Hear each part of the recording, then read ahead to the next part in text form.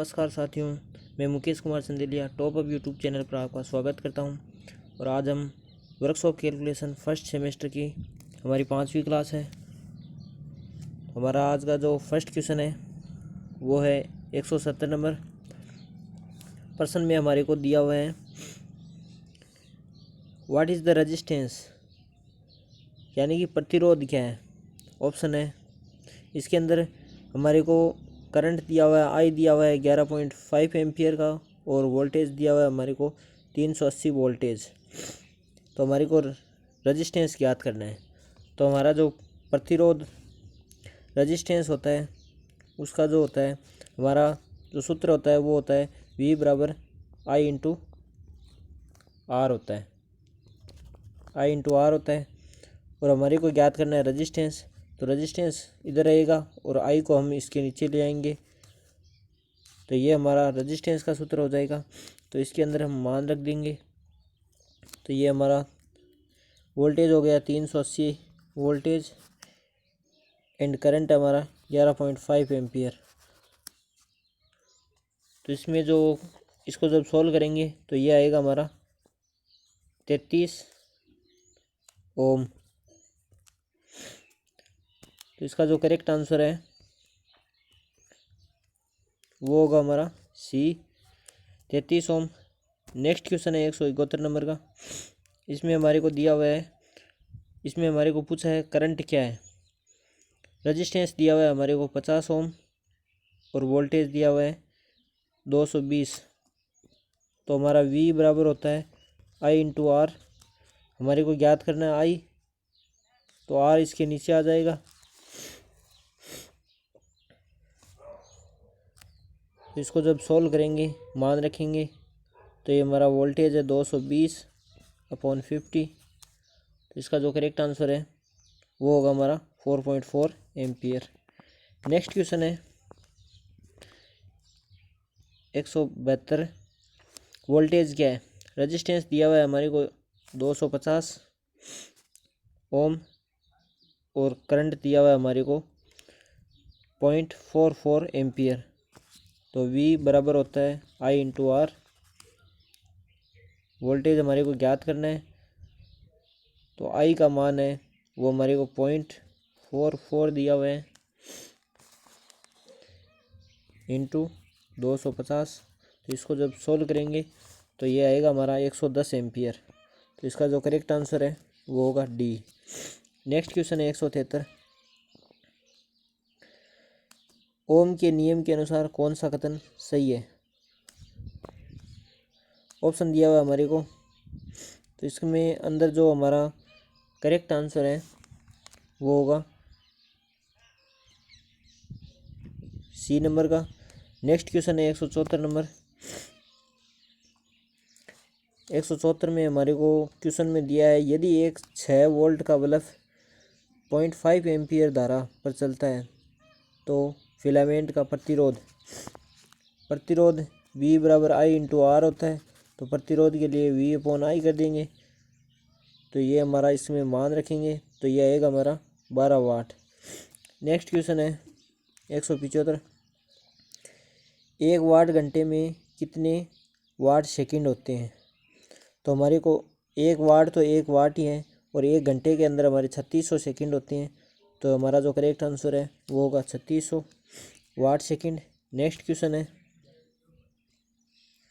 यदि 1 वोल्ट का EMF 1 ampere current के प्रवाह का कारण बनता है तो शक्ति पावर क्या है। तो हमारा जो होता है वो P बराबर होता है I इंटू V या V इंटू I होता है, और एक होता है P बराबर होता है I स्क्वायर R होता है। तो इसके अंदर जो हमारा होगा वो ए ऑप्शन होगा करेक्ट।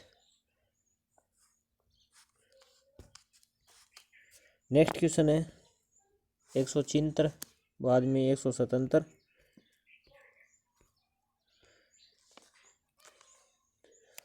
इसमें हमारे को दिया हुआ है इनमें से क्या विद्युत शक्ति पावर के बराबर है।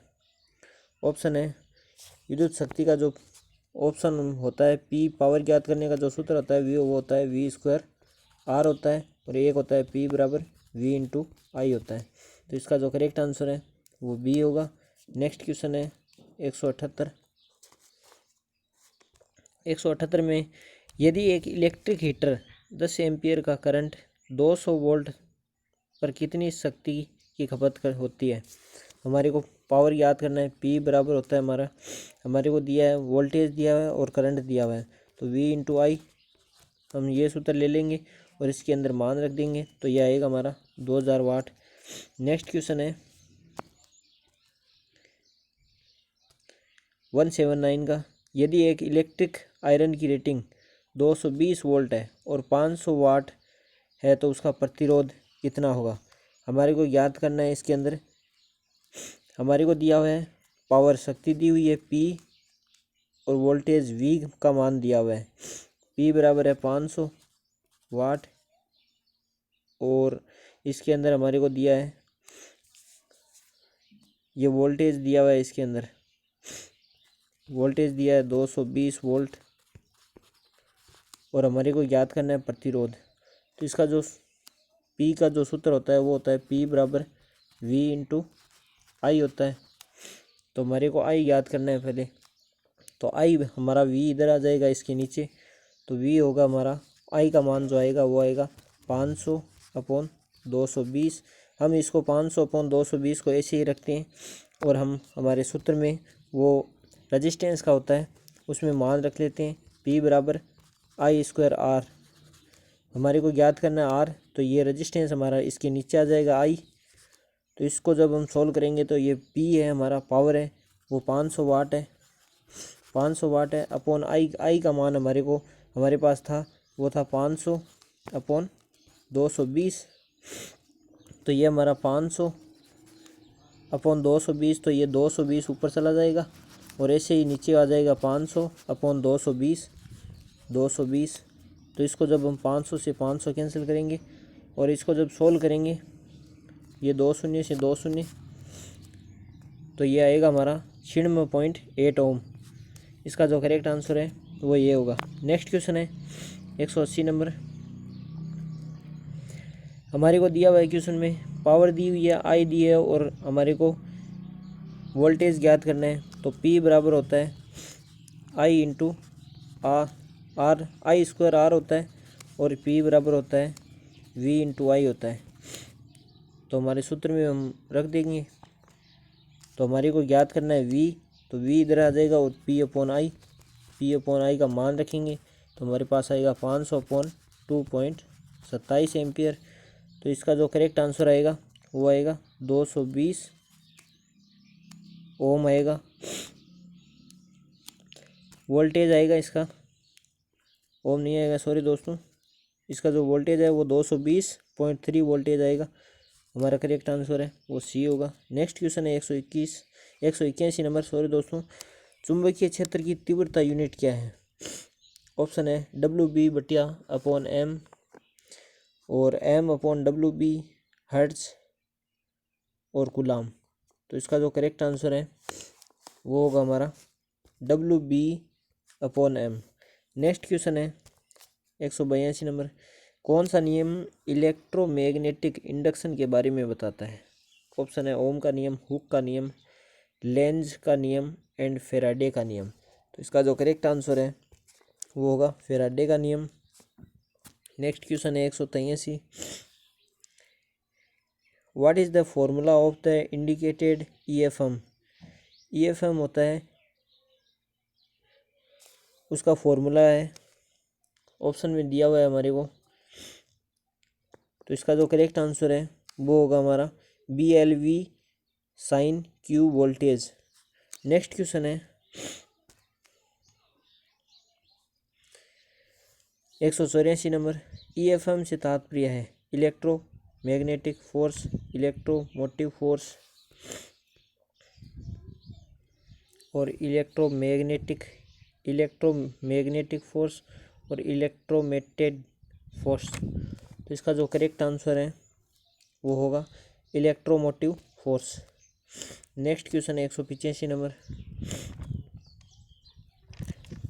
स्टैटिकली इंड्यूस्ड ईएफएम का उदाहरण कौन सा है? ऑप्शन है जनरेटर है, मोटर है, ट्रांसफार्मर है और रेफ्रिजरेटर है।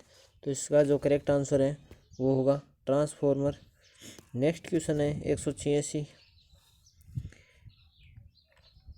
डायनेमिकली इंड्यूस्ड ईएफएम का उदाहरण कौन सा है? डायनेमिकली इंडिकेटेड ईएफएम का जो हमारा उदाहरण है वो है मोटर है, जनरेटर है, कार है, मोटर बाइक है। तो इसका जो करेक्ट आंसर है वो है जनरेटर।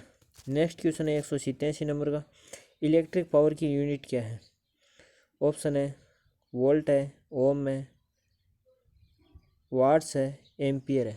तो इसका जो करेक्ट आंसर है वो होगा हमारा वाट्स। एम्पियर हमारा जो होता है वो करंट का होता है मात्रक, और प्रतिरोध का मात्रक होता है वो हमारा वाट होता है। प्रतिरोध का जो मात्रक होता है वो ओम होता है, रेजिस्टेंस का। नेक्स्ट क्वेश्चन है 188 नंबर, बल्ब में धारा का प्रवाह कितना है? हमारे को आई याद करना है इसके अंदर। तो हमारे को दिया हुआ है पी, दिया हुआ है पावर, पी बराबर I square R, I square R. सूत्र में मान रख देंगे हम। पी हमारे को 550 दिया हुआ है और आर हमारे को ज्ञात करना है। आई स्क्वायर बराबर 550 अपॉन 22। इसको जब हम कैंसिल करेंगे तो ये हमारा 11 से 2 बार और ये 11 से आ जाएगा 5 बार। इसको कैंसिल करेंगे तो ये आएगा 25 एम्पियर आ जाएगा हमारा। और 25 अब हमारा आया है वो 25 आई स्क्वायर का मान आया है हमारा 25 एम्पियर। और जब हम इसको आई का मान निकालेंगे तो ये आएगा 5 एम्पियर। नेक्स्ट क्वेश्चन है 189 नंबर में, दिया हुआ है पी हमारे को पावर याद करना है और हमारे पी बराबर होता है आई इंटू आर। तो हमारे पास आई ये दिया हुआ है, आई का मान है पॉइंट, पी बराबर 0.455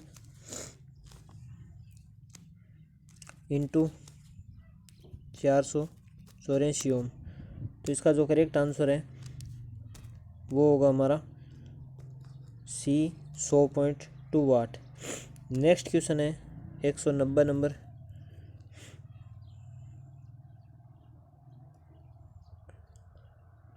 यदि एडजस्टेबल रजिस्टर निम्नलिखित लेवल है। सॉरी दोस्तों, इसके अंदर हमारा जो ये है पावर का जो सूत्र लगेगा वह लगेगा हमारा पी बराबर आई स्क्वायर आर लगेगा। इससे हमारा जो करेक्ट आंसर निकलेगा वो 102.2 वाट निकलेगा। नेक्स्ट क्वेश्चन हमारा, यदि एडजस्टेबल रजिस्टर में निम्नलिखित लेवल है तो उसकी रेटेड पावर क्या है? क्वेश्चन में हमारे को दिया हुआ है वो हमारे को P ज्ञात करना है। हमारे P बराबर होता है आई स्क्वायर आर। हमारे को रेट पावर ज्ञात करनी है यानी P ज्ञात करना है। तो आई हमारा करंट दिया हुआ है वो 0.08 इंटू 0.08 और रजिस्टेंस दिया हुआ है हमारे को 1.5 दिया हुआ है ओम। तो इसको जब कैलकुलेट करेंगे तो ये आएगा हमारा 0.0096 किलोवाट आएगा। तो जब किलोवाट को हम वाट में बदलेंगे तो हम गुणा करेंगे 1000 से, तो ये आएगा हमारा 9.6 वाट। सी एक हमारा जो आंसर है वो करेक्ट हो जाएगा। नेक्स्ट क्वेश्चन है 191, ये दिया हुआ है हमारे को वाट के फ्लोरेसेंट लैंप जो कि करंट लेता है तो उसे प्रकाश में करने के लिए कितने वोल्ट की आवश्यकता होती है? हमारे को क्वेश्चन में दिया हुआ है इसके अंदर वाट हमारे को P दिया हुआ है, P बराबर दिया हुआ है 40 वाट और I दिया हुआ है करंट वो दिया हुआ है 0.10। हमारे को ज्ञात करना है वो R का मान, रेजिस्टेंस ज्ञात करना है। तो वो P बराबर होता है आई स्क्वायर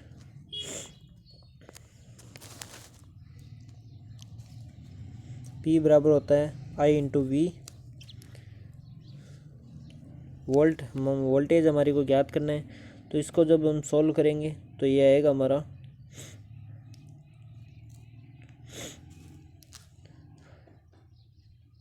पावर हमारी है वो 40 है और आई का मान है वो 0.1 है। इसको जब सॉल्व करेंगे तो ये आएगा 400 वाट। नेक्स्ट क्वेश्चन है 192।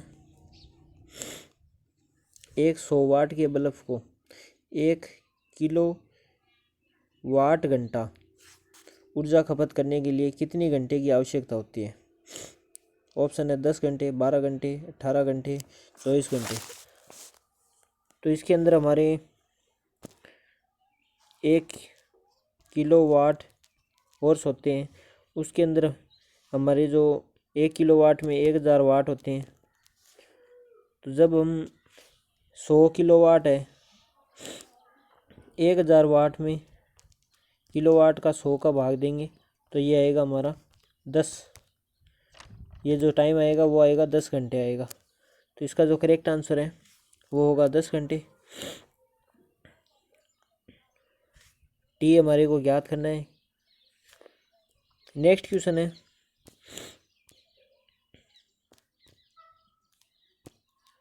193। एक वर्ग जिसकी भुजा 18 सेंटीमीटर है तो उसका क्षेत्रफल क्या होगा? वर्ग का जो क्षेत्रफल होता है, एरिया बराबर होता है, वो होता है हमारा भुजा स्क्वायर होता है। तो इसका जो क्षेत्रफल होगा वो होगा हमारा 324 सेंटीमीटर स्क्वायर। 18 को 18 से गुणा करेंगे तो आ जाएगा हमारा। नेक्स्ट क्वेश्चन है 194 नंबर का। एक वर्गाकार प्लेट की भुजा 28 सेंटीमीटर है तो उसका कर्ण कितना होगा? तो आयत है, तो आयत का जो हमारा कर्ण ज्ञात करने का सूत्र होता है वो √2 इंटू ए होता है भुजा। तो हमारा √2 का मान होता है 1.414 इंटू भुजा का मान हो गया 28। इसको जब हम सोल्व करेंगे तो ये आएगा हमारा 39.59 सेंटीमीटर। नेक्स्ट क्वेश्चन है 195 नंबर का। एक वर्ग की भुजा क्या होगी जिसका क्षेत्रफल 625? वर्ग का जो क्षेत्रफल होता है वो होता है हमारा भुजा स्क्वायर, वो होता है ए का स्क्वायर। और हमारे को क्षेत्रफल दिया हुआ है 625, तो इसको हम रूट करेंगे तो ये आ जाएगा 25 सेंटीमीटर आएगा। ये एम में यहाँ गलत दिया हुआ है, क्योंकि नहीं दोस्तों सही दिया हुआ है, ये एम स्क्वायर में ही दिया हुआ है। तो दोस्तों ये सही है हमारा। नेक्स्ट क्वेश्चन है 196 नंबर का। एक आयत का परिमाप क्या होगा जिसकी लंबाई और चौड़ाई 20 सेंटीमीटर और 18 सेंटीमीटर है? तो आयत की जो परिमाप होता है वो पी को डिनोट कर रहा हूँ मैं परिमाप से, 2 इंटू लंबाई प्लस चौड़ाई होता है, लंबाई प्लस चौड़ाई होता है। तो इससे हम जब सॉल्व करेंगे तो इसमें मान रखे 20 और ये 30 38 हो गए, और 38 को 2 से गुणा करेंगे तो ये आएंगे हमारे 76 सेंटीमीटर आएंगे। ये एम हमारे को यहाँ पर गलत दिया हुआ है। तो दोस्तों नेक्स्ट हमारा क्वेश्चन है एक आयत का क्षेत्रफल क्या होगा जिसकी लंबाई और चौड़ाई क्रमशः 10 सेंटीमीटर और 8 सेंटीमीटर है? तो आयत का जो क्षेत्रफल होता है वो होता है लंबाई इंटू चौड़ाई, तो ये 80 सेंटीमीटर स्क्वायर आ जाएगा। नेक्स्ट क्वेश्चन है